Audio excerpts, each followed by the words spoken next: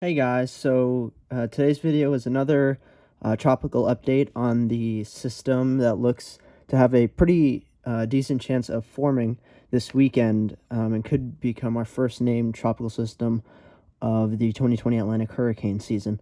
So we're looking at the GFS model right now, and thankfully most of the 12Z run has come out, pretty much the entirety of it, so we'll just use that. Just perfect, most up-to-date guidance. So you can see, so we're at today, going into this afternoon today, and you see the moisture down, going across Cuba into the Straits of Florida, between Florida and Cuba, and then up into the Bahamas, where the low pressure center should start forming and bring some pretty gusty winds to generally just the east coast of Florida, but some of those gusty winds could stretch all the way across Florida to the west coast, but it's generally the east coast and maybe central parts of Florida that will really feel the main strength of the strong winds, and then they also will get some decently heavy rainfall. And then as we follow this, it actually seems that the GFS is starting to show this a good bit closer to the east coast now. Still offshore, so thankfully it doesn't look, as of right now, there'll be too bad major impacts towards like the Carolina coastline, the Carolinas coastline, North and South Carolina. And the pressure actually gets down quite decently to about 999 millibars, getting even closer down to 991. So I have to say, I am not ruling out the possibility that this could become a fully tropical system and be an actual just tropical storm Arthur. That be its name, since this is the first potential name system for the 2020 Atlantic hurricane season.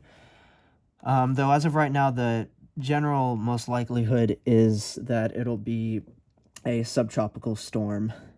And actually, let's and then as you can see, as it starts heading to move north, it starts to interact with this larger system coming in off of the New England coastline, and get sucked up into that.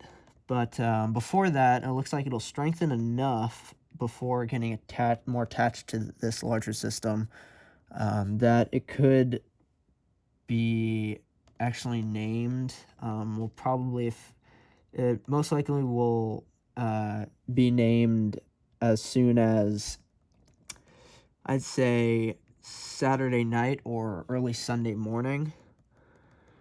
And then it looks like it could potentially strengthen enough where it could become a fully tropical system, so it'll just be Tropical Storm Arthur. But to be safe right now, we'll just say that it's a subtropical storm. Most likely, it'll just be a subtropical storm. So now let's zoom into the southeast U.S., yeah. And let's look at the total rainfall amounts. And you can see that it's especially for central and southern Florida that will receive the rainfall.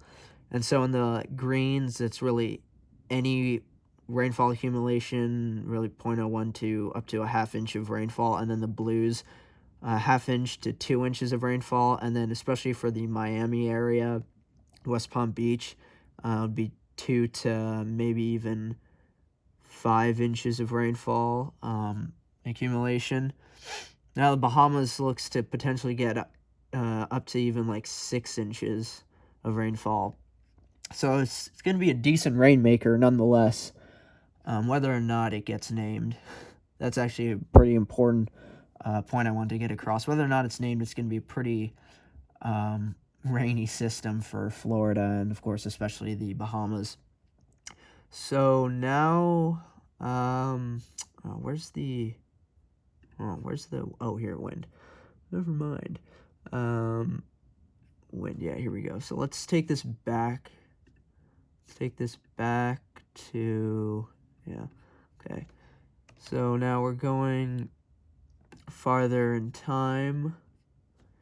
We start to see the system really form around, really see the wind start to pick up with the system starting to more strengthen around early evening, early nighttime hours on the 15th, so tomorrow, early tomorrow night. You can see the winds actually decently get, for Florida, get up to, I believe this is in knots, so this may be in miles per hour, but I'm just going to be safe and say it's probably in knots. This looks to be from like it looks to be up to 40 miles per hour, 40 knots, and then just offshore, maybe up to 45 knots or so. So a decently windy system for southern Florida, even stretching into central southern Florida. Sorry about that, my friends texting me, but it's fine. But you can see as it strengthens, a few hundred miles just off the coast of the Carolinas, to the east, the wind field gets a lot more wrapped around the center, and we could see the winds get up towards 50 to 58 knots. So, and then here so let's go back. Sorry. So this is at like around 2 a.m. on Monday, May 18th, and then as we get towards around 2 p.m. Monday, May 18th, we can see the pressure gets down to like 994 millibars, and the winds could reach up to like 64 knots. So really, the system looks to really strengthen now. Models are hinting that it could really strengthen more than anticipated. So actually, now let's look at the euro. Let's just go to the eastern U.S. now, and we'll look at the vorticity again. That's a good idea to start out with. And this is for earlier today, and then you can see the vorticity starts to get better organized around the Bahamas, and then the euro is interesting. It's been the really big outlier of all these models so far. It doesn't show it strengthening really that much at all. Though it does show the vorticity, so it does show that the system is there, and it could strengthen a little bit, but doesn't seem to be as to the effect as what the GFS is showing, especially. So actually, I'm going to go to pivotal weather now and show you the actual radar for it, actual precipitation. See, CMWF, here we go, and let's go to forecast loop, and so I can see right now, this is for right now, and continue, you can see the moisture starting to come up from Cuba, and in between Florida and Cuba, the Straits of Florida and the Bahamas starts to get better organized with the moisture.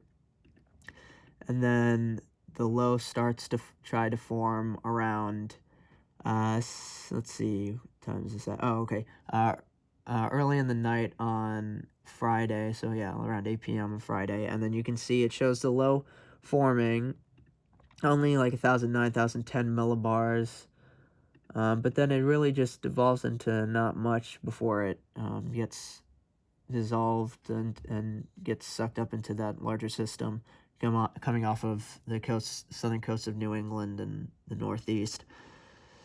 But now let's just go back to tropical tidbits for the Euro model and look at actually, no, we can't.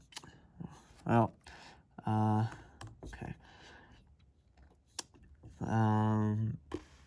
So let's go back to the Euro and precipitate. No, what am I doing?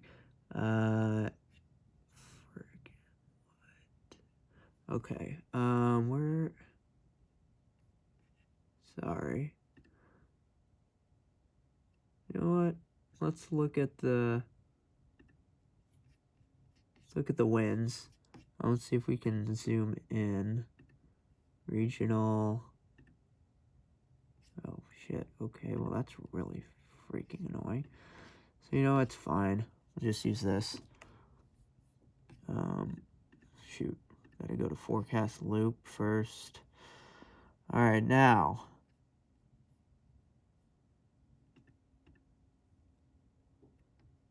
All right, now we'll see the wind. It starts to organize. And the Euro really doesn't show that much wind for Florida. It shows mainly the wind for the Bahamas. And then it moves slowly northeast. Like, it's agreeing with the models that it'll move northeast, but that's really it before it gets sucked up into that larger system. So now let's go back to Tropical Tidbits and let's look at the CMC, the Canadian model. And we'll go back to about now, yeah. And look at the vorticity, see what it's showing for the vorticity. It's interesting, the vorticity, it shows it a lot closer, like the GFS, it shows it closer to the coast, but actually a lot closer to the coast than the GFS even. And shows it kind of strengthening a little bit before really getting sucked up and moving away from the U.S. from that larger system. Now let's go back and look at the precipitation. So see it forming a lot closer to the coast, 1,007 millibars, 1,008 millibars, 1,005, 1,003. So it doesn't get really, the GFS is only the only model as of right now really showing that system really strengthening, getting down into the 990 millibar range, especially the low 990 millibar range. So the CMC shows it as well, getting sucked up into the system and moving away. So we'll just have to watch that. Now let's see what the NavGem. Oh, NavGem's literally just coming in with the 12Z. Okay. Alrighty then. Oh, okay, the icon. Oh, we can look at the icon. That's fine. Look at the icon. And it's 12Z run, the most current run. And you can see the moisture down there. And then the system forming, brings some moisture to Florida. Then the low pressure really forms, 1,007, 1,008 millibars. Doesn't really get all that strong, getting all that strong either. So let's look at what the icon is showing for total accumulated precip. You can see a lot less, and the most precipitation a lot farther south than the GFS, showing for Florida, really anywhere accumulation up to half an inch, and then very southern Florida, like Miami, Naples area, half inch to maybe an inch, and then for like some of the Keys, especially closer to Miami, maybe up to around 2 inches. Then the Bahamas is showing way more than 2 inches, maybe up towards 5 or 6 inches, and then this shows the system moving away, getting intertwined with the larger system. So let's now go back and look at the NAM. I want to see the NAM radar. And you can see it at like around 2 a.m. on the 15th, precipitation there over the Bahamas. The low pressure forming, and it's really like just barely showing it forming. So it has it there moving northeast like all the other models. Only has it around like 1,009, 1,008 millibars. And then actually just yesterday, the National Hurricane Center finally showed it as a disturbance that they're looking at. It was only 50% chance, and then at around 7:30 last night, way before their initial time at 9 p.m. putting out the advisory last night, it they bumped it up to a 70% chance. So now it has a high chance of development, and they say potential gradual development of the system, and a subtropical depression or storm is likely to form this weekend as it moves northeastward over the western Atlantic. And so now their next outlook, it will be at 9 p.m. tonight or earlier, once again, if necessary. So we'll see what time that next advisory comes out, if it is at 9 p.m. or if they need to issue it a little earlier like they did last night. So the general consensus here is that it is quite likely that a subtropical depression or storm will likely form from this system, and then and either way it'll move northeastward, farther out into the Atlantic, probably more closer to Bermuda than anywhere along the east coast of the United States, north of Florida. Florida, either way, if it gets a storm or not, it will get some rainfall and some decently strong winds, as well as the Bahamas as well. And as for me, for my kind of little forecast for it, as of right now, I say, yeah, I agree with the National Hurricane Center with the disturbance, though I'm giving it an 80% now forming, 80% chance of forming within the next 5 days, and still probably 0 to 10% chance within the next 2 days forming, because we see really Saturday really starts to get going and forming. But as for the strength and like the potential, what its potential height of its strength will be, I think it's very likely that it will at least be a subtropical depression or storm.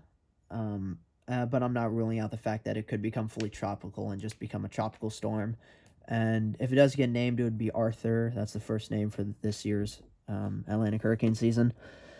Though I hope that's really it for today's video, but I hope you enjoyed. Please like, comment, subscribe below, and I'll see you guys in the next video. Bye.